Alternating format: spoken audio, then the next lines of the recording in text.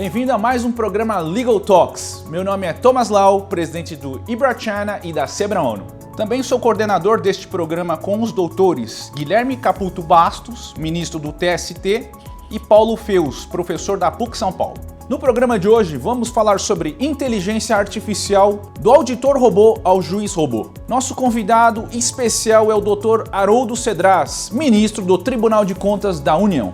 O Legal Talks promove análises sobre as decisões dos tribunais superiores e também debates jurídicos de grande relevância. O programa é uma realização do IBRA-China, da APEC e da SEBRA-ONU. Inscreva-se em nosso canal e ative as notificações para ficar atualizado com nossos programas. Acompanhe agora a entrevista completa. Boas-vindas para mais um programa Legal Talks. Esse programa tem a finalidade de analisar temas importantes na área do direito, bem como as decisões judiciais dos tribunais superiores. O nosso programa conta com os coordenadores, ministro Guilherme Caputo Bastos, presidente da ANDD, doutor professor Paulo Feus, professor da PUC São Paulo. E agora, sem mais delongas, dou as boas-vindas ao ministro TCU, ministro Haroldo Cedras, e desde já passo a palavra ao nosso coordenador geral, ministro Guilherme Caputo. Muito obrigado, presidente Thomas. Eu não vou fazê-los esperar mais para ouvir o ministro Haroldo Cedras. Sua Excelência, pela vida parlamentar de tremendo sucesso e depois na magistratura, junto ao Tribunal de Contas da União, Sua Excelência também sempre pontificou, inclusive com uma presidência altamente produtiva, eficiente, que torna a cada passagem dessas a nossa Corte de Contas mais necessária ao país. Eu, desde logo, ministro Haroldo, passaria a palavra para que Vossa Excelência possa nos trazer luzes aí com relação à inteligência artificial e o que seria um auditor robô e um juiz robô. Isso despertou em mim e certamente despertou em todos os ouvintes uma curiosidade muito grande nessa reflexão de Vossa Excelência. Com a palavra, Vossa Excelência. Muito obrigado, presidente Thomas Lau. Muito obrigado, ministro Guilherme Caputo Bastos.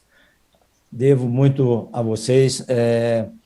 Tudo que tenho recebido aqui em Brasília, nessa minha vida pública, ainda considero de curta duração, porque tenho aprendido muitíssimo com Vossas Excelências e a implantação dessa instituição, o IBRA-China, para mim, consegue preencher um vácuo enorme que tínhamos nas relações internacionais, principalmente no que diz respeito à cooperação internacional, não só do ponto de vista acadêmico, mas também do ponto de vista técnico e científico, porque sei que o IBRA-China tem trazido grandes contribuições ao desenvolvimento, não só das áreas mais importantes da vida pública nacional, mas principalmente nessa área do direito, das ciências jurídicas e, por que não dizer, na área do controle externo, já que estamos praticamente trabalhando assim, sempre de mãos dadas, e muito do que o tribunal tem feito tem sido por essa aproximação, eu diria, muito estreita com o Poder Judiciário do Brasil, com os tribunais superiores, e hoje, particularmente, esse relacionamento é cada vez maior com o Tribunal Superior do Trabalho, onde temos aí grandes exemplos e grandes amigos. Então, quero também cumprimentar ao doutor Paulo Feus, eminente professor da PUC, que está participando conosco deste evento e que também é membro da equipe responsável por esse programa importantíssimo para o desenvolvimento das ciências judiciárias no Brasil, que é o Legal Talks. Então, eu quero aqui agradecer a todos vocês que nos assistem e nos ouvem e dizer que estou aqui numa missão de muito maior responsabilidade, que é em nome do TCU, em nome dos meus colegas do colegiado da nossa casa, dos nossos colegas das nossas áreas técnicas que estão nessa tarefa difícil de tentar induzir o país a se transformar num país 100% digital. Eu estou aqui em nome de todos, numa perspectiva não só de fortalecer essa cooperação que já existe, mas também de buscar informações que possam ampliar esse aprendizado que temos junto a instituições como o TST, o STF, né, o STJ, o CNJ, enfim, todas essas áreas que consideramos de alguma forma correlatas com o que somos e com o que fazemos, embora tenhamos aí um vínculo muito estreito com o Congresso Nacional, do ponto de vista constitucional e do ponto de vista também da ideia básica da implantação de um sistema nacional de controle. Eu queria dizer aos amigos que o TCU já vem há algum tempo, né, desenvolvendo esforços na área técnica e científica e também a nível da cooperação internacional para que possamos transformar o nosso país, essa é a ideia básica, em um país que possa amanhã ser considerado como um país 100% digital. E por que esse esforço? Porque nós sabemos que é mais uma pequena contribuição que nós do controle poderemos dar para o fortalecimento da nossa jovem democracia, principalmente porque o TCU, ao longo dos últimos anos, tem se empenhado para melhorar a administração pública e o nosso público-alvo principal, que é o governo federal, passou a compreender, passou a compartilhar conosco dessas preocupações e conseguimos avançar relativamente muito nos últimos anos, quando passamos a fazer essa referência em relação ao país analógico que fomos até pouco tempo, e a esse país eletrônico que tentamos transformá-lo ou fazê-lo assumir essa condição de país eletrônico. Então, nesse período, foi um esforço muito grande e não atingimos esse desiderato de transformar o Brasil num país eletrônico. Felizmente, chegamos agora para uma nova oportunidade que a ciência nos traz, nos permite, que é essa transformação de um país que era praticamente analógico, quase eletrônico, num país 100% digital. E qual é a fundamentação maior?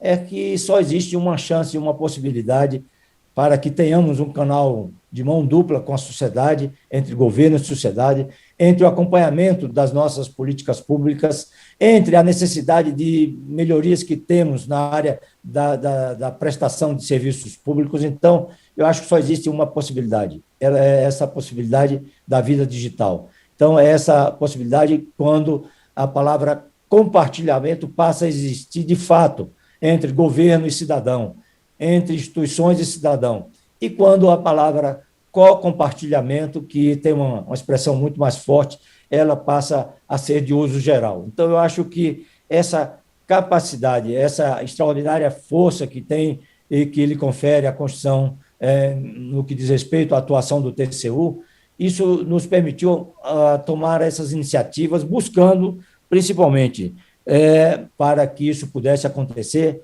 dar todo o foco possível à nossa cooperação interinstitucional aqui no Brasil e fora do Brasil e o reforço da nossa área de cooperação internacional. Então, nós temos trabalhado até aqui com base nas normas, né, que são emanadas da nossa instituição maior, que é a Intosai, que é uma instituição da ONU, cuja secretaria-geral fica em Viena, dentro da ONU, e de lá, então, partem todas as decisões que permitem uma atuação global do sistema de controle no mundo, porque a ONU já percebeu que, para que a democracia não continue a sofrer os abalos pelos quais temos passado recentemente, é importante que a Intosai seja fortalecida e, para nossa sorte, né, o Brasil conseguiu, devolvendo 7-0 de Belo Horizonte, ganhar de 15-3 uma decisão dentro da nossa instituição maior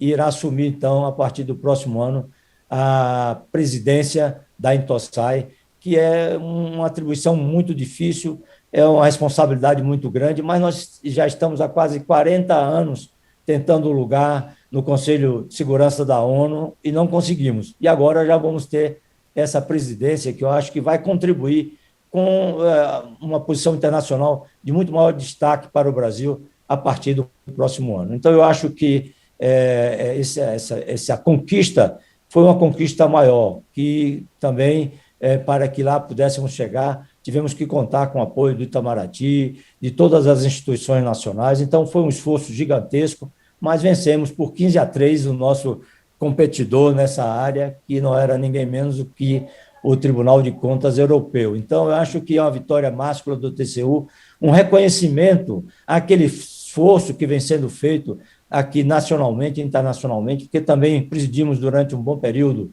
a nossa regional da Intosai, que é a Olacefs. Então, o TCU pôde então, mostrar e demonstrar que esse é um esforço permanente e que esse protagonismo que o TCU assumiu internacionalmente é por conta dessa cooperação que mantivemos ativa e que foi muito estimulada ultimamente para que pudéssemos também tornar do conhecimento de toda a Intosai daquilo que víamos produzindo e fazendo aqui no Brasil. Então, acho que as conquistas são em decorrência desse esforço, desse trabalho, eu diria, dessa capacidade do TCU em gerar novos conhecimentos e promover avanços na administração pública em nosso país. Então, de lá para cá, muitas coisas mudaram, né?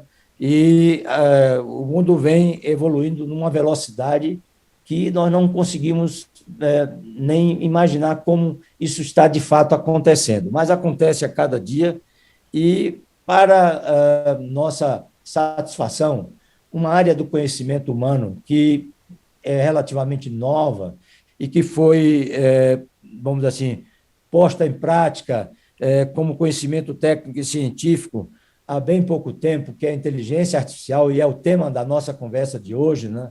A inteligência artificial, que inicialmente pensada para contribuir com o desenvolvimento da área biomédica, ela foi praticamente esquecida ou engavetada por um período diante da sua complexidade e das possibilidades que se tinha naquele momento da sua criação como uma área da ciência de uso restrito. Mas hoje eu diria que a inteligência artificial é um conhecimento científico que permeia todas as áreas do conhecimento. Então, eu acho que essa condição da inteligência artificial que se revelou tão forte e tão rapidamente, ela poderia ser traduzida de várias maneiras. Então, nós temos vários tipos de inteligência, né? Essa inteligência natural do ser humano, de outras espécies. Então, nós temos como aferir, muitas vezes, esse tipo de inteligência pouco tangível, mas a inteligência artificial, além de ser uma inteligência em alguns momentos pouco tangível, ela também é tangível na medida em que ela pode ser reforçada com o conhecimento científico, matemático, estatístico, com base no desenvolvimento de um outro ramo da ciência muito antigo, que é o uso dos chamados dados não estruturados. Então, eu acho que esse complexo de embasamento da inteligência artificial poderia nos levar a uma série de definições sobre a inteligência artificial. E, pensando bem em tudo o que já ocorreu e que tem ocorrido, eu acho que estamos todos caminhando para tentar assentar um conceito sobre inteligência artificial que ela, a rigor, não tem limites. Então, eu acho que essa capacidade humana de compreender conceitos e fatos e de atualizar e de utilizar esse conhecimento adquirido permanentemente para resolver problemas e adaptar-se, então, às mudanças que estão ocorrendo com uma velocidade, de fato, incrível. Então, eu acho que essa condição de faculdade de conhecer, de compreender e aprender, essa capacidade de compreender e resolver, portanto, os novos problemas, então, esses conflitos e adaptar-se, então, a novas situações que vão surgindo em cada uso da inteligência artificial a cada momento. Então, eu acho que esse desafio na inteligência artificial é realmente aquele desafio de reproduzir tais comportamentos de forma plena e autônoma. Então, eu acho que com as novas redes neurais que estão surgindo no desenvolvimento científico a cada momento, em cada área onde a inteligência artificial vem sendo utilizada, essa capacidade do deep learning. Então, eu acho que nós temos que aproveitar isso ao máximo e as pessoas não sabem, mas dentro do TCU nós temos colegas dedicados a essa área. Em 2015, 2016, fizemos um concurso nacional onde contratamos mais 123 colaboradores para o TCU, dos quais quase 90 eram especializados na área de TI. Então, é essa coisa que tem que começar a acontecer em todas as instituições brasileiras. Nós precisamos direcionar esse esforço, aumentar essa base de conhecimento em cada instituição para que a inteligência artificial, para que a tecnologia da informação passe a ser de uso de todos. Então, eu acho que é isso que nós estamos precisando fazer, porque isso só acontece em cada instituição pública ou privada, na medida em que a liderança esteja absolutamente envolvida com esse compromisso. Não sou eu que estou dizendo isso, estudiosos da matéria têm manifestado intensivamente esse tipo de intenção para aqueles que querem trazer mais e mais conhecimento para as suas áreas de trabalho, para que eles possam movimentar de maneira muito mais veloz aquilo que já existe em cada instituição. Eu acho que temos que ampliar essa base que o Grupo Gartner chama de ampliar o número de caminhadores para trotadores e ampliar o número de trotadores para corredores. Então, eu acho que é assim que nós temos que fazer em cada lugar onde trabalhamos, para que essa área possa ser rapidamente ampliada. Então, eu diria que esse conceito, definido formalmente em 1956, em evento realizado numa universidade muito antiga e muito conhecida, talvez a universidade mais antiga dos Estados Unidos, no Dartmouth College, em Hanover, nos Estados Unidos. Então, eu acho que é uma prova de que existem conexões que nós não podemos também entender, né, como ondas de energia positiva que estão entre essas duas cidades com o mesmo nome. Hanover, na Alemanha, onde lá estão universidades muito antigas, né, talvez das mais antigas do mundo, onde a sociedade entendeu que isso é um patrimônio da sociedade, não do governo, e não um patrimônio exclusivo para determinados usos. Então, eu acho que é apenas uma curiosidade, porque essa escola nos Estados Unidos ela também foi a primeira escola de negócios e também o primeiro curso de doutorado em inovação nos Estados Unidos. Então, nada é por acaso, né? Nós temos aí esse caminho, que é o caminho próprio da ciência, que é um caminho sempre cumulativo, e não considero que ninguém seja dono de nenhum tipo de conhecimento. Então, eu acho que a gente tem que caminhar com essa perspectiva de pensar em desenvolver mais esse conhecimento técnico-científico em nosso país, motivando as instituições, a iniciativa privada, porque essa não é uma tarefa só para os governos, só para quem está na área pública, essa é uma tarefa de todos. Então, eu diria que esse interesse crescente dentro do TCU pelo assunto, que foi despertado há mais de 60 anos, portanto, é um assunto, um tema muito jovem como ciência, né? A inteligência artificial, para o TCU chegou a essa provocação quando nós tivemos o desafio de enfrentar a organização das Olimpíadas Rio 2016. Então, na verdade, um pouco antes das Olimpíadas, quando assumi a relatoria dos trabalhos de fiscalização do TCU sobre os preparativos para os Jogos Olímpicos, aí caí na real me perguntando o seguinte: como uma instituição de controle pode contribuir para que o Brasil hospede esse evento de enorme magnitude e de interesse mundial, fazendo uso das práticas que nós estamos fazendo até aqui de maneira analógica, né? Eu diria pouco produtiva, quando nós temos pouco tempo, pouco dinheiro e algumas modalidades esportivas já começando a fazer o uso do Big Data. Então, essa foi a pergunta que me fiz como relator. Então, eu acho que não seria compatível para o TCU enfrentar esses desafios como enfrentou, tentando dar alguma contribuição à organização dos Jogos, ao acompanhamento do desempenho de vários jovens brasileiros nas suas modalidades esportivas, de jovens do mundo inteiro que já estavam começando a fazer uso desse ramo também da ciência que brotou há muito pouco tempo, muito pouco tempo. Então, eu acho que é um ramo também de conhecimento muito antigo, né, que é esse uso dos chamados dados não estruturados. Isso vem de um tempo do desenvolvimento da matemática muito remoto, mas, na verdade, a sua utilização em grande amplitude passou a ser, há bem pouco tempo, da forma como nós conhecemos. Então, eu acho que essa forma de utilização desses dados não estruturados, essa necessidade que teve o TCU para o acompanhamento dos Jogos Olímpicos, é que nos trouxe assim como um fator provocador, fator indutivo para que o TCU desse esse passo numa perspectiva de trazer essas contribuições novas para a administração pública no Brasil e para o controle externo. Então, na verdade, um pouco antes então de 2016 foi que nós nos deparamos com esse grande desafio. Então, essa constatação do uso, ou da perspectiva do uso intensivo de análise de dados e dos novos algoritmos preditivos para compreender e otimizar, então, o desempenho de atletas. Então, acho que a questão do uso dos dados não estruturados, então, nos leva a pensar que essa nova possibilidade de criação, de desenvolvimento de novos algoritmos, que são, a rigor, os motores do futuro. Então, eu acho que nós temos que entender que, quando alguém falava em algoritmo,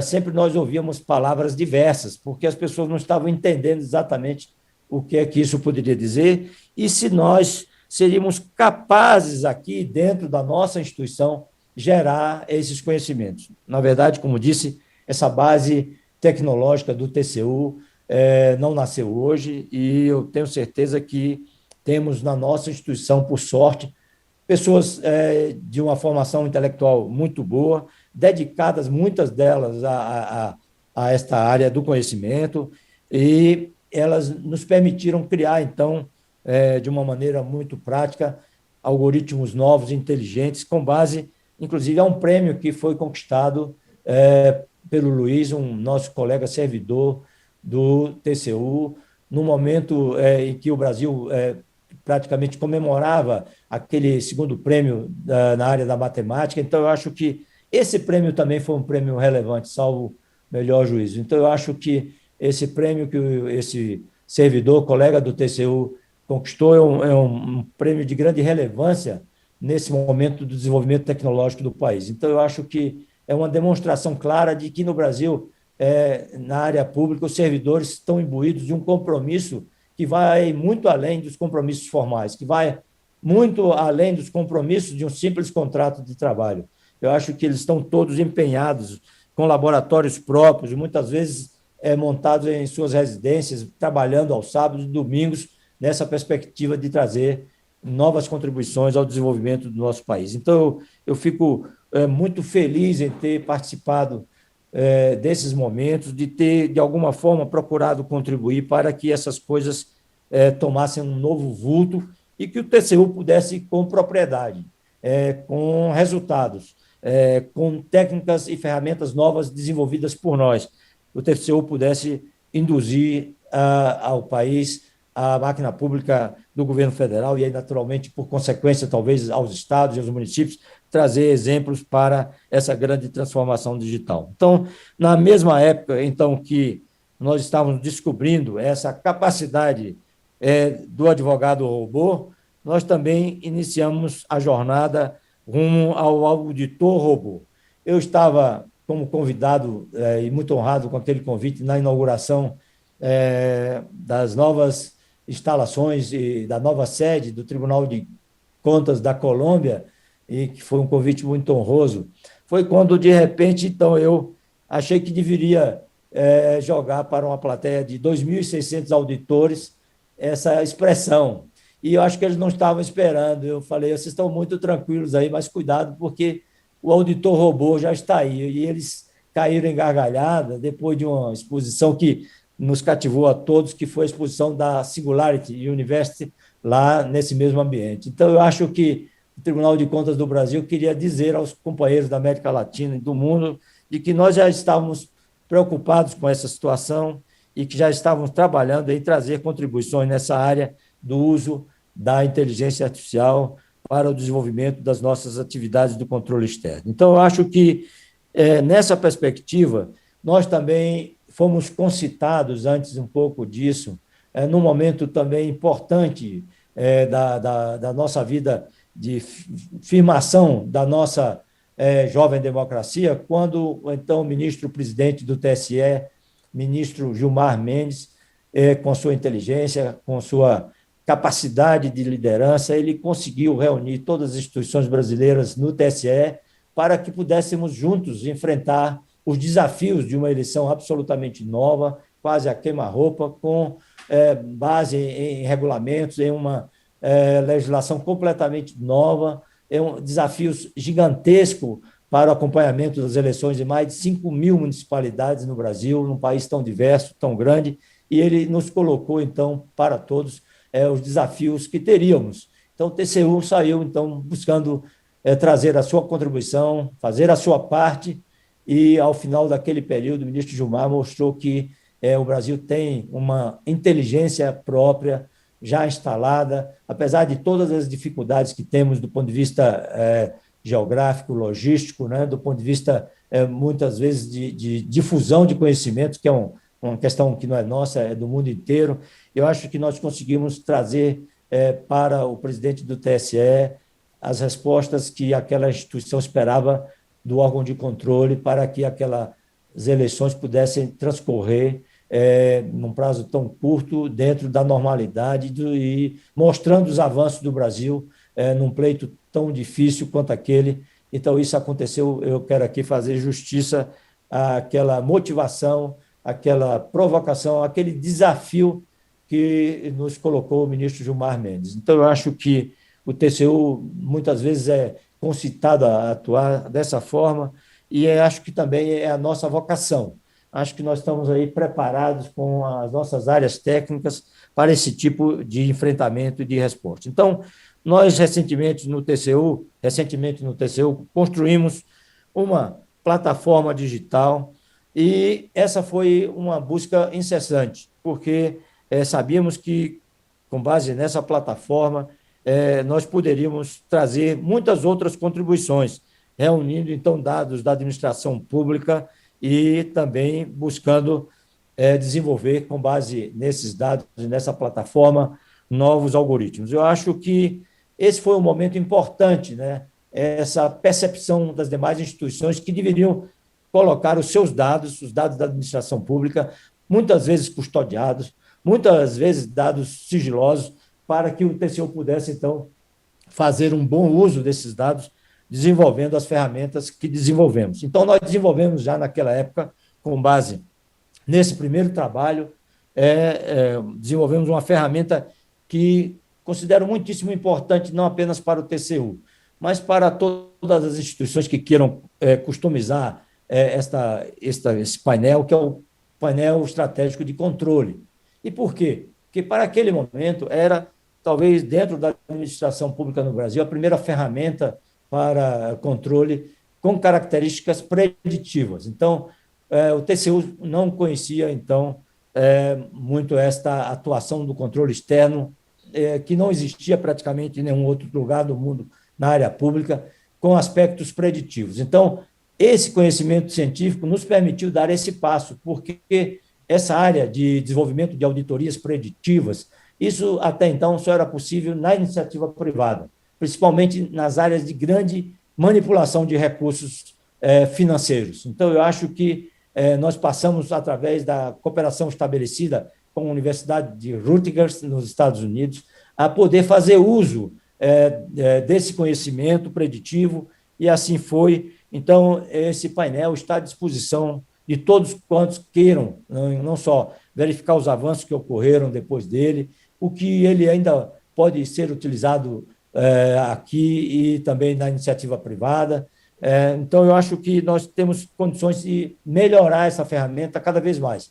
E essas transformações, essas melhorias só estarão ao nosso alcance na medida em que façamos, então, uso intensivo de ferramentas com essas características. Então, eu acho que nós também com a criação do Lab Contas, passamos a compartilhar outros dados com tribunais de contas e instituições de controle, como o Ministério Público e Polícia Federal. Essa foi também uma outra possibilidade que abriu esse uso mais amplo de dados dentro da administração pública federal para o controle e para o desenvolvimento de novas ferramentas. Sem isso, realmente, nada poderia ter ocorrido. Então, eu acho que uma outra coisa que o TCU buscou fazer foi, além de iniciar com esta plataforma, servindo de base para a implementação de auditorias preditivas, o que nós também passamos a fazer, que não fazíamos antes, que eram as auditorias contínuas, que viabilizam, portanto, e que a atuação muito tempestiva do nosso órgão de controle. Então, no passado, o TCU atuava sempre como, eu diria, juiz de jogos acabados. Então, eu acho que hoje nós estamos atuando on time e queremos fazer isso cada vez mais. Então, eu acho que o TCU está também fazendo uso de ferramentas na palma da mão. Então, são avanços significativos. E com a tecnologia 5G, é claro que isso tudo vai sofrer novos impulsos, né? Tudo que já conquistamos, e estamos, então, tentando induzir ao país essa condição de que o país passe a ter o uso dessa tecnologia que vai trazer avanços para todas as áreas do conhecimento. Então, em relação a esses painéis de informação e algoritmos compartilhados, principalmente com os gestores, não adianta a gente procurar desenvolver ferramentas ou tecnologias que sejam apenas do uso da burocracia ou do sistema de controle. Nós estamos sempre pensando no nosso público-alvo e pensando mais ainda no cidadão brasileiro, naquele que nos paga. Nós sabemos que é para ele que temos que fazer todo esse esforço. Eu acho que, no Brasil, temos que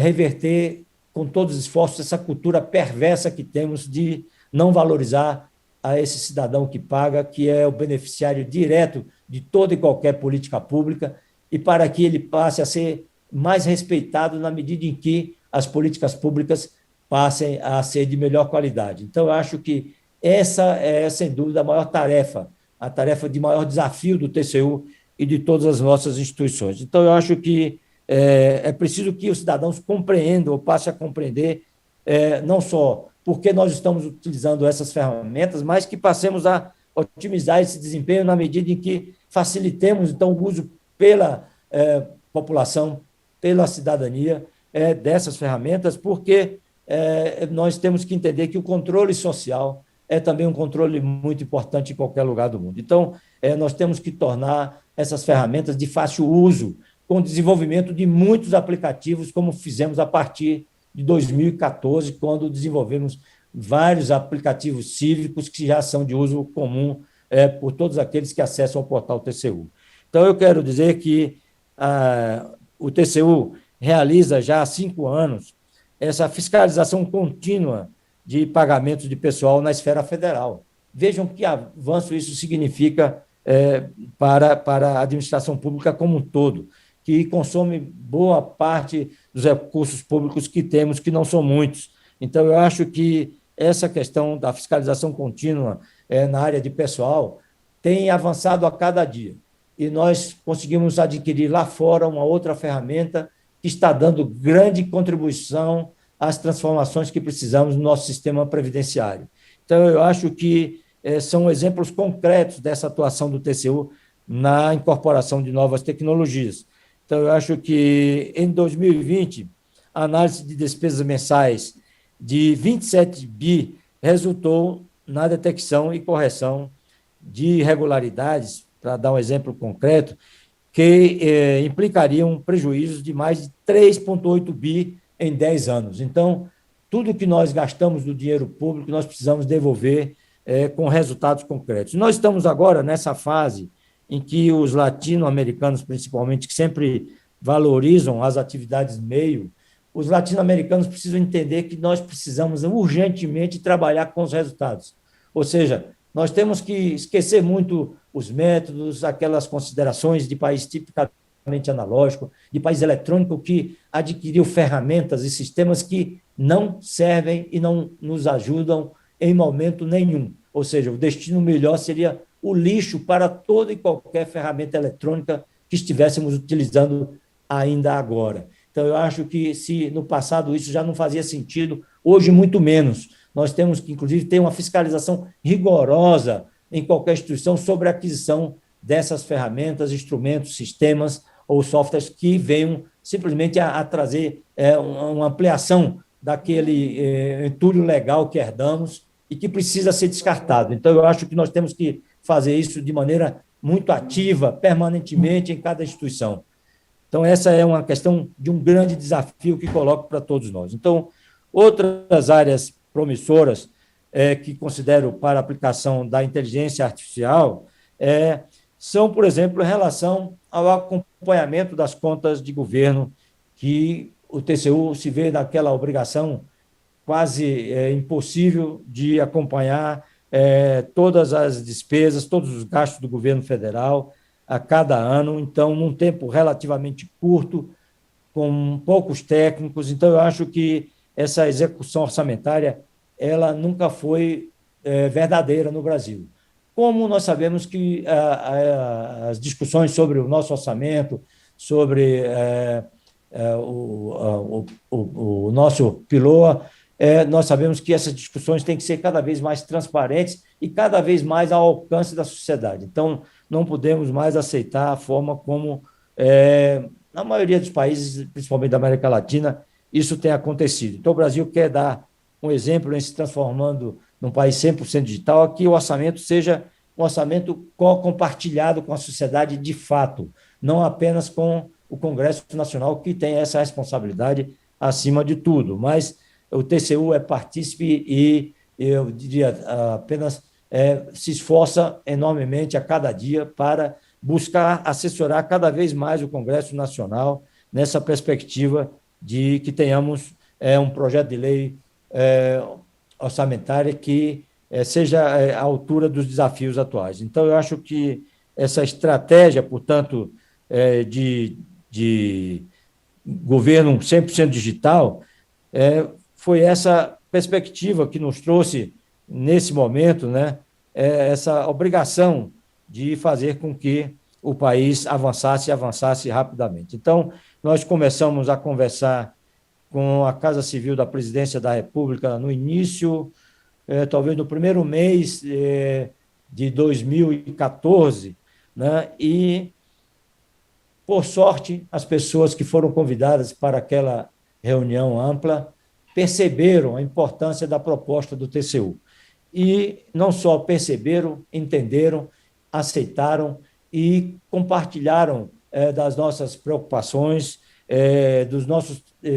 passaram a compartilhar também dos nossos trabalhos e juntos realizamos eventos anuais com participação de todas as altas autoridades e dirigentes e servidores do país e que trouxemos ao Brasil, já no primeiro encontro, 39 outros países para que pudessem conosco também participar dessas discussões técnicas, científicas e para que nos ajudassem a montar uma proposta coerente para tornar o país um país 100% digital. Então, eu acho que esse esforço não parou. Alguns resultados da iniciativa Brasil 100% digital já estão aí, concretos, e nós, de alguma forma, nos sentimos felizes com esses avanços, com essa caminhada, mas sabemos que temos uma tarefa ingente pela frente. Então, esse compartilhamento de dados, os serviços digitais que já foram implantados, essa estratégia já definida de governo digital e, por último, a lei de governo digital. Então, vocês podem verificar nesse slide que foram conquistas passo a passo. E nada a gente acha que pode ser diferente. Então, sempre com discussões dentro e fora do Congresso Nacional, que é a Casa do Povo, a Casa Soberana, que nos deu, em vários momentos difíceis, esse respaldo, não só para a implantação desses avanços, mas também para que o TCU pudesse implantar ferramentas e a sua própria instituição de pesquisa e ensino num cenário econômico difícil para que pudéssemos dar sustentação a essa caminhada que esperamos que tenha sido até aqui uma caminhada com a participação e a contribuição de nossas instituições parceiras e amigas, como o TST, como o STF, como o STJ, o CNJ e o governo federal no seu todo, aqui quero dizer. Então, eu acho que todos os governos que passaram por aí recentemente compreenderam esses desafios, compreenderam a importância dessa estratégia de governo digital e acho que cada um, ao seu tempo, trouxe aquelas contribuições que foram importantes para que essa caminhada não sofresse nenhum tipo de revés. Então, houve, paralelamente a tudo isso, nas discussões dentro da Intosai, da Olacefes, uma série de encontros e decisões que nos reforçavam nessas intenções de levar o país a um país 100% digital e, acima de tudo, para que nós pudéssemos, como órgão de controle que estava naquele momento como um órgão protagonista nessa caminhada, eu dizia sempre que o Brasil tinha rapidamente chegado à pole position dentro da nossa instituição, mas que essa não era uma posição muito duradoura, porque nós conhecemos a capacidade institucional, a inteligência dos países amigos nessa área, que muitas vezes nos ensinaram muito, das instituições como o CDE e outras tantas que conosco contribuíram também nessa caminhada. Então, nós sabíamos do respaldo técnico, científico e muitas vezes econômico, financeiro, que esses países sempre mostraram ao longo da história. Mas eles também não queriam acreditar que o TCU no Brasil estivesse andando tão rapidamente assim e tão desenvolvido e desenvolto nessa tarefa. Então, nos permitiram chegar à presidência da Intosai e presidimos inicialmente a Olacefes, depois a Intosai. Então, veio esse reconhecimento internacional do papel do TCU e quando a ONU pensou em substituir os ODMs pelos ODS, a ONU convidou alguns poucos tribunais de contas no mundo para que pudessem, em reuniões globais da ONU, trazer alguma contribuição. E assim aconteceu nesse período. O TCU foi, por 4 vezes, convidado para reuniões globais da ONU, em Nova York, em Haia, nas Bahamas, enfim. Eu acho que foram momentos da nossa vida institucional que marcaram essa posição assumida pelo TCU globalmente. Então, eu acho que o TCU teve a capacidade de não só mostrar publicamente, internacionalmente, as vantagens dessas transformações em cada país, as vantagens da importância de um controle externo proativo, preditivo, atuante, de forma contínua, e que passasse, então, a trazer uma contribuição nesse relacionamento entre contas de governo e sociedade. Então, é isso que a ONU espera de todos os órgãos de controle no mundo, o fortalecimento da democracia pela transparência, né? Eu diria, por uma forma muito mais acurada do acompanhamento dos gastos públicos e das políticas públicas. Então, eu acho que essa vigilância que a ONU tem que desenvolver sobre a democracia no mundo inteiro, ela passa a contar cada vez mais com essas ferramentas modernas, com esse esforço dos órgãos de controle. E naquele período, quando a ONU, então, pensou em substituir os ODMs pelos ODS, o Tribunal de Contas da União desenvolveu paralelamente um esforço especial, passando a fazer 146 auditorias que, de alguma forma, enfocavam ou tangenciavam os ODS, que são 17 ODS abrangentes e que vão transformar o mundo, não tenho a menor dúvida disso. Então, eu acho que, como instituição do Cone Sul, o TCU foi a instituição que mais contribuiu estreitamente com a implantação dos ODS. Mas tem um fato que eu considero muito relevante, é o fato de, numa dessas reuniões, o TCU ter mostrado aos parceiros da ONU, aos parceiros do controle, que, como os ODMs não tinham atingido um conhecimento e uma interação com a sociedade como se esperava, e que não se tinha dados concretos para avaliação dos antigos ODMs, que, no caso dos ODS, a proposta do TCU era que a ONU criasse uma plataforma digital, né, à altura desse enorme desafio global, e que essa plataforma estivesse ao alcance dos países membros da ONU e que também estivesse ao alcance dos cidadãos do mundo. Então, eu acho que essa proposta chegou ao seu ápice no evento do Congresso Mundial de Mobilidade em Barcelona, em 2018, quando os representantes do TCU vibraram em ver a proposta da ONU sendo acolhida pela iniciativa privada e pelas instituições públicas de todo o mundo. Então, eu acho que foi, assim, uma vitória de uma sugestão de grande importância para que amanhã tenhamos, de fato, uma avaliação de cada ODS com um conhecimento e uma precisão como antes era impossível prever sem o uso dessas ferramentas digitais. Então, eu acho que é uma coisa concreta essa conquista. Então, eu acho que o TCU fez entregas importantes e está fazendo entregas importantes nesse período. Por último, o TCU foi, mais uma vez, participar como convidado dos BRICS, e nós sabemos que essa presidência dos BRICS, a exemplo do que ocorre entre os executivos dos países membros, também ocorre em relação aos órgãos de controle.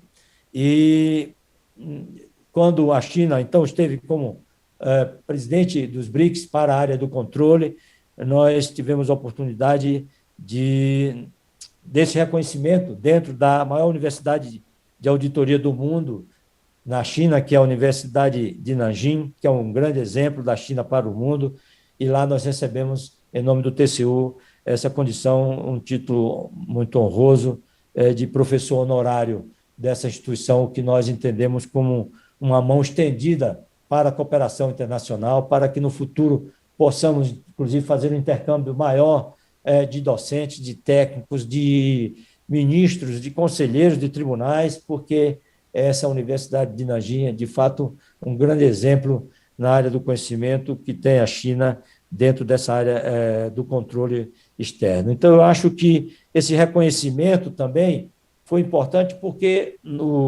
esses avanços permitiram que o Brasil alcançasse, portanto, posições mais honrosas dentro do ranking mundial da ONU a cada 2 anos, e já naquele início o Brasil galgou várias posições, e passando para a 57ª posição do ranking em 2014, portanto, antes da ação do TCU, para anos depois, 4 anos depois, conquistar a 44ª posição. Ou seja, nós crescemos muito e muito rapidamente nesse ranking mundial. Eu quero aqui dizer, um ranking muito exigente, muito sério, muito criterioso. Então, naquela época, nós tínhamos o chamado grupo dos países que pertenciam ao grupo D5, dos 5 países mais desenvolvidos nessa área. Hoje já existe o grupo D7. Então, na última edição, em 2020, apesar da melhoria nos índices, lamentavelmente, nós retrocedemos 10 posições. Outros países estão avançando mais rápido, como é o caso do nosso vizinho Uruguai, e aí eu poderia contar uma historinha muito interessante por conta da experiência, por um convite do Banco Mundial para a discussão sobre contas de governo.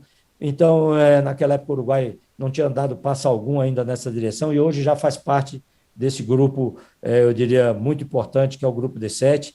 Então, nessa era digital, então, para ser ultrapassado, então, qualquer um país, basta diminuir a sua alavancagem ou a sua impulsão, e para que isso não ocorra, esse país tem que se mover na mesma velocidade dos outros, ou sempre um pouco mais. Então, é isso que o Brasil precisa. Nós precisamos seguir o exemplo, acima de tudo, da Estônia, né? Um país que ontem não tinha alimentos para o seu povo, que saía de um período de um regime fechado de longo prazo, e que continua avançando, e hoje tem os melhores serviços públicos do mundo, e onde a burocracia é zero, praticamente, e que as políticas públicas estão atingindo os melhores níveis de eficácia e eficiência para os cidadãos daquele país. Então, eu acho que a Estônia, que já esteve no topo, perdeu por 1 ano ou 2, mas voltou a ocupar e continuou no topo do ranking. Então, esse exemplo da Estônia,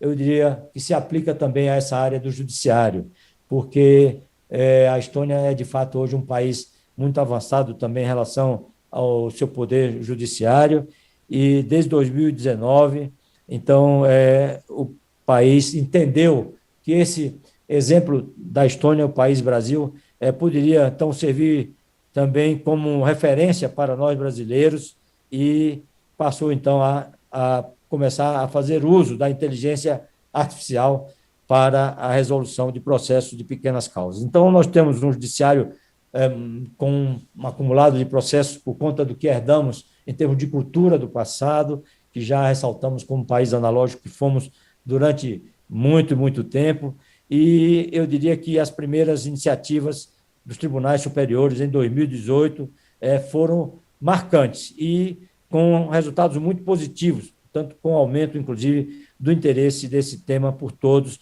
já em 2019. Então, eu quero aqui louvar as gestões de todos aqueles que estiveram à frente dos órgãos do Poder Judiciário no Brasil, de todas as instituições, e fico com medo de cometer alguma injustiça, mas eu sei que o STF teve esse papel de liderança muito importante, e aqui eu louvo aquela iniciativa do então presidente Toffoli de alavancar esse desenvolvimento dentro do Judiciário e dentro do CNJ. Então, segundo levantamentos da Fundação Getúlio Vargas, nós passamos a ter avanços importantes, mas eu diria que muitas dessas soluções estão ainda em fase de teste ou de implementação, mas que já são ganhos extraordinários.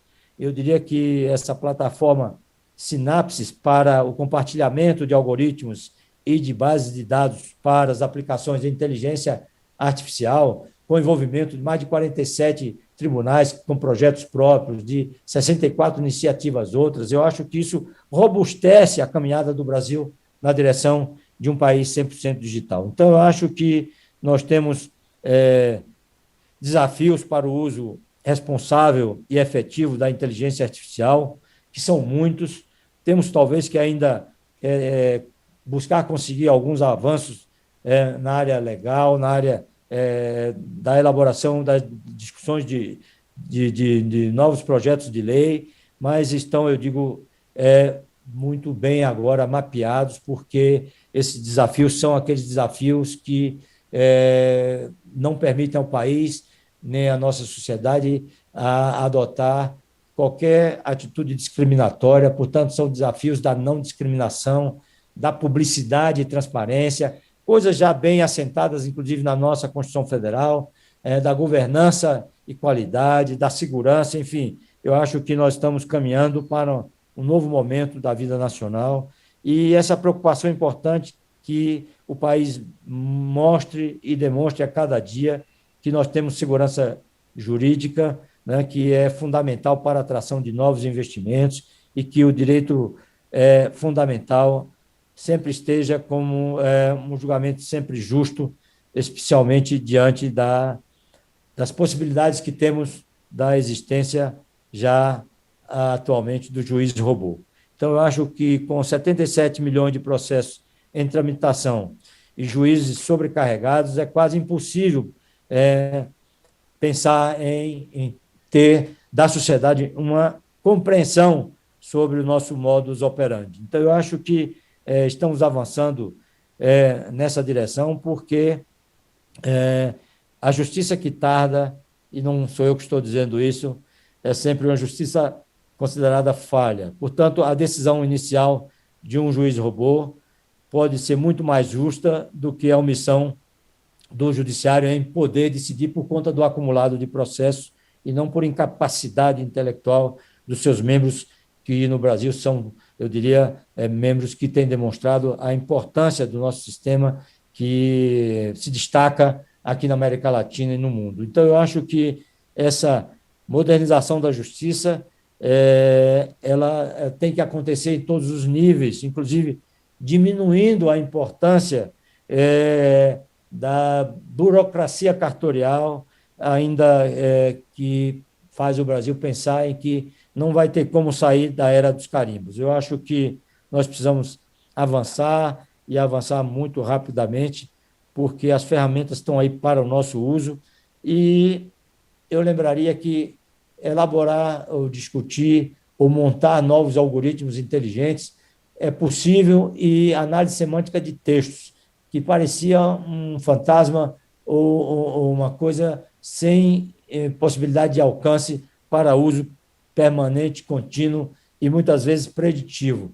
Então, eu acho que esse conhecimento novo em relação à análise semântica de textos, isso, na medida em que a gente consegue imbricar com a inteligência artificial, com Big Data, com blockchain, com outras ferramentas que estão hoje à nossa disposição, eu acho que isso realmente vai dar à justiça um modus operandi, eu diria, transformador da vida de todos nós. É essa perspectiva que eu ainda quero viver como brasileiro, porque acredito nos homens, acredito na justiça dos homens e acredito muito na justiça de Deus para com nós brasileiros. Então, eu acho que o Brasil agora, com a sua lei de governo digital, vai facilitar esses passos, mas é preciso que mudemos a cultura das instituições, fazendo aquelas transformações no sentido do envolvimento de todos aqueles que têm um conhecimento mediano ou mínimo na área de TI, que passe a ter um conhecimento ampliado, porque se não era possível ontem, hoje já é possível. Existe um consultor do Gartner, o Dr. João Tapadinhas, que fala português, porque é português de origem. Ele me disse o seguinte: com as ferramentas de hoje, eu posso, em 60 dias, transformar pessoas que apenas conseguem fazer o uso do Windows ou qualquer outra ferramenta em quase técnicos na área de TI. Então, eu acho que isso hoje é de fato possível, né? Nós, se temos uma boa base tecnológica, uma boa base de conhecimentos gerais, isso é absolutamente possível. Então, eu acho um país com 77 milhões de processos em tramitação e os juízes sobrecarregados têm que passar a fazer uso dessas ferramentas imediatamente, pensando, inclusive, em novas alternativas de que esse conhecimento não vai parar. Vejam, senhores, nós estamos brigando pela 5G. Alguns países já estão desenvolvendo os recursos tecnológicos para a banda de sexta geração, a 6G. E uma empresa privada, sozinha, já está instalando o sistema Interlink. Vejam, senhores, tudo isso no mundo onde as fibras de uso comum eram as fibras para transmissão de dados, as fibras óticas, então, de fibra ótica. Então, hoje, com as fibras de grafeno que estão chegando aí, também isso fica como coisa do passado. Então, vejam, senhores, que nós estamos criando novas bandas extraordinárias para a transmissão de dados. Isso é o que vai fazer cada vez mais a diferença. Então, o projeto de Justiça 4.0, né, eu acho que é uma coisa importantíssima para a vida do país. O ministro Fux tem toda a razão e eu queria cumprimentá-lo por essa iniciativa e dizer que isso traz a rigor nas suas linhas de instrução, de orientação sobre os caminhos para uma Justiça 4.0, que estão na cartilha que agora foi recentemente publicizada e distribuída. Eu diria que ela traz diretrizes importantes para a transformação digital e o uso da inteligência artificial em nosso país. Eu queria também dizer que esses benefícios almejados de eficiência, celeridade, transparência e integridade, entre outros, podem ser resumidos em uma só palavra: justiça. Justiça para todos, segurança jurídica para a atração de novos investimentos e geração de novos empregos. Então, eu acho que, voltando a falar sobre o TCU, para finalizar a minha rápida manifestação, pedindo desculpas aí por ter já me alongado talvez em 2 ou 3 minutos, além do que havia sido previsto, ministro Guilherme, mas eu sei que Vossa Excelência pode, com a sua benevolência e com a sua inteligência conhecida, me conceder mais 2 minutos para que eu possa aqui complementar, dizendo que está em andamento no TCU uma auditoria para que avaliemos não só os usos das ferramentas na área de TI, o que estamos fazendo há bastante tempo, do que também já tive a oportunidade de ser relator em nossa casa, mas nós estamos desenvolvendo agora uma nova auditoria para o uso da inteligência artificial no setor público.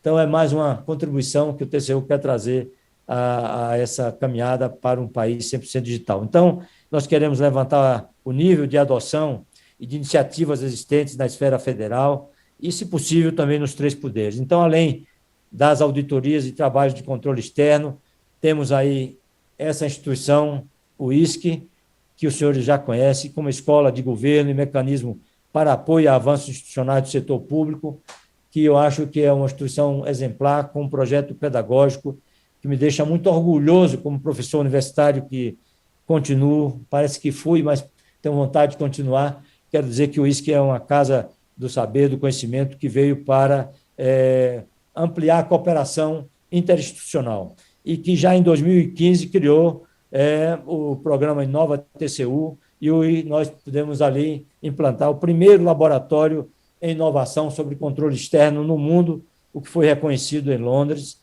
numa reunião internacional que nos deixou assim muito orgulhosos do nosso país. Então, experiência essa que pode ser compartilhada com o Judiciário em apoio ao programa Justiça 4.0, que prevê a criação de laboratórios do gênero em todos os tribunais. Eu diria que esse é um ponto fundamental, que cada instituição possa gerar novos conhecimentos e que o desenvolvimento de novos algoritmos de inteligência artificial para o judiciário também possam contar com grupos de pesquisa e também com a coordenação de equipes também já criadas em nosso laboratório. Ou seja, o nosso laboratório está preparado para essa interação. Outro curso indispensável, considere a colaboração com a academia. Outro recurso indispensável é a colaboração com a academia, tanto no desenvolvimento de soluções, como também no estudo de questões éticas e institucionais. O uso da inteligência artificial como instrumento para otimizar a prestação jurisdicional, eu diria que é um tema emergente e é um tema que requer atenção de todas as instituições no mundo inteiro. E o uso da inteligência artificial também faz parte, então, e tem que fazer parte dos estudos para que possamos fazer uma provocação para o início dessa relação entre TCU, Poder Judiciário, não é? E TCU e sociedade brasileira. Eu acho que o juiz robô e o direito de todos dentro de um julgamento tempestivo e transparente. Eu acho que, para além das questões tecnológicas, existem aspectos culturais e institucionais que ainda precisam ser tratados entre nós, mas teremos tempo para isso e queremos dar as mãos, porque sabemos que a cooperação em qualquer nível é sempre um caminho de mão dupla. Então, não temos dúvida de que as soluções dos problemas serão sempre soluções muito mais rápidas e efetivas por meio da cooperação, e seja entre o TCU e o Poder Judiciário, seja com universidades ou com instituições privadas no Brasil, da China ou em qualquer outra nação. Quero aqui, então, em nome dos meus companheiros do TCU, dos meus companheiros do colegiado, que sempre me deram todas as bases e ensinamentos para essa caminhada, e também os ensinamentos que tenho recebido a cada dia no relacionamento que mantenho com as áreas técnicas da nossa casa e, acima de tudo, com os parceiros como o Tribunal Superior do Trabalho e com países como a China, que juntos podemos, então, tornar esse instituto como uma fonte permanente do saber e uma instituição que possa ampliar cada vez mais a cooperação em benefício dos nossos povos e do desenvolvimento científico e tecnológico. Muitíssimo obrigado e uma boa tarde a todos, e peço desculpas por ter avançado esses 5 minutos.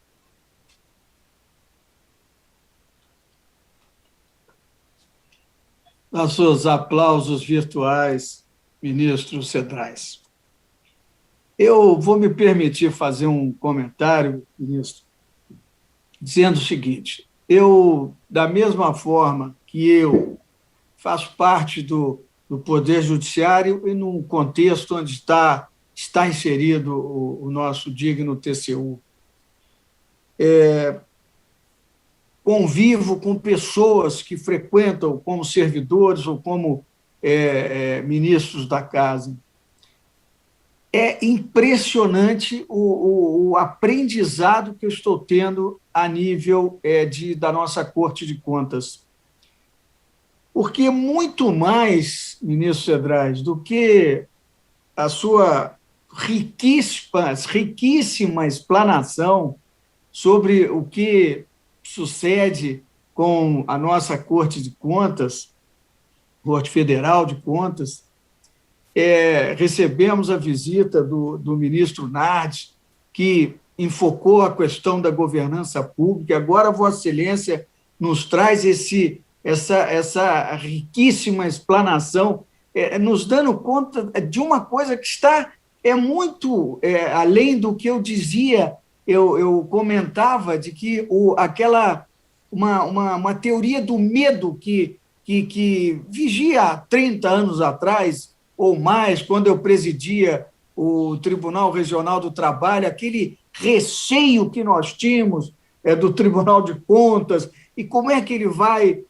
não, hoje as mentes que abrilhantam a Corte de Contas já se deram conta desse trabalho preditivo, desse trabalho que precede a questão da fiscalização, da punição. Nós estão muito mais avançados do que eu poderia imaginar, inclusive nesta relação com o mundo, não só do controle externo, mas do mundo.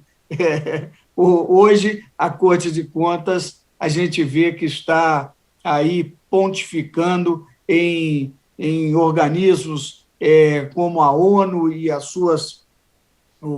seus vários segmentos, a OCDE, quer dizer, então, exercendo até um papel, né, de política externa do país, né?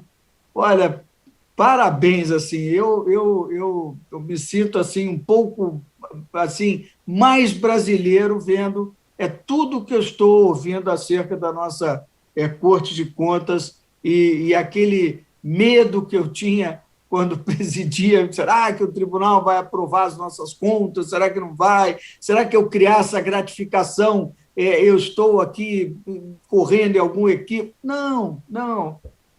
Claro que se tem que se fazer isso, Vossa Excelência bem demonstrou por todos os critérios, utilizando a inteligência artificial para que essas coisas fluam, né? E só no ano de 2020 foi identificado quase 4 bilhões que poderiam ser mal gastos ou uma verba mal utilizada, enfim. Então, isso tem que acontecer, obviamente.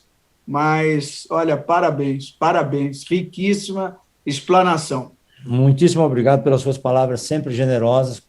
Vossa Excelência que tem sido sempre generoso com esse seu humilde amigo. Generosidade. Inclusive, eu sei que Vossa Excelência faz parte de uma família que tem dado ao Brasil, né, não só exemplos maravilhosos em todas as áreas onde a família tem atuado, principalmente dentro do Poder Judiciário, na advocacia, enfim.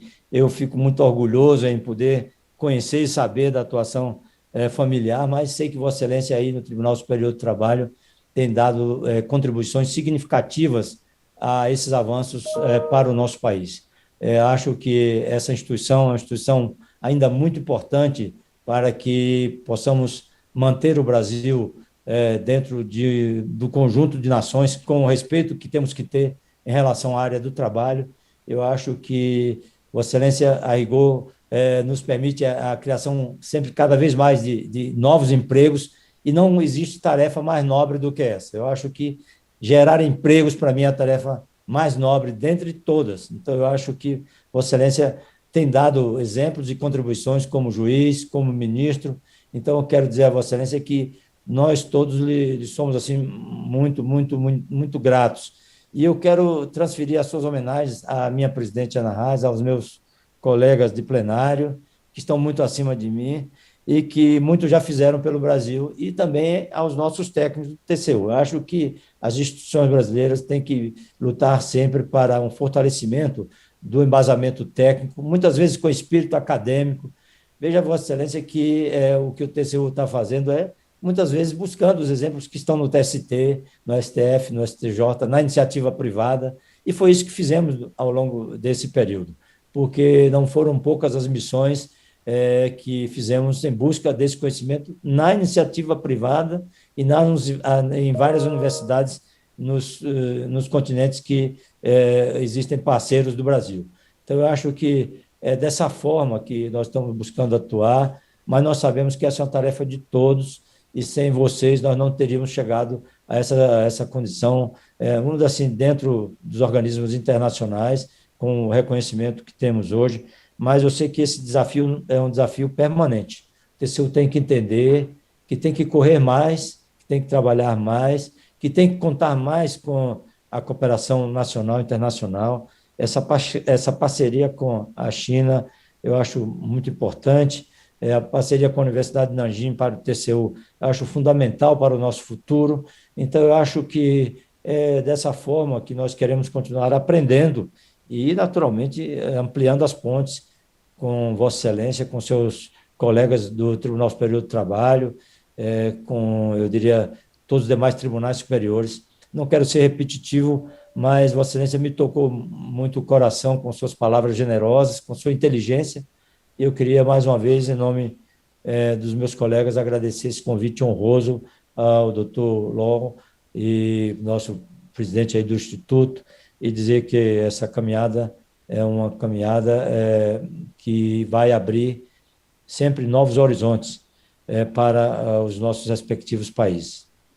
Ministro Haroldo, eu queria parabenizar Vossa Excelência pela palestra, parabenizar também o Tribunal de Contas da União pelo trabalho. Essa evolução eu também não sabia, por isso da atualidade dessa palestra.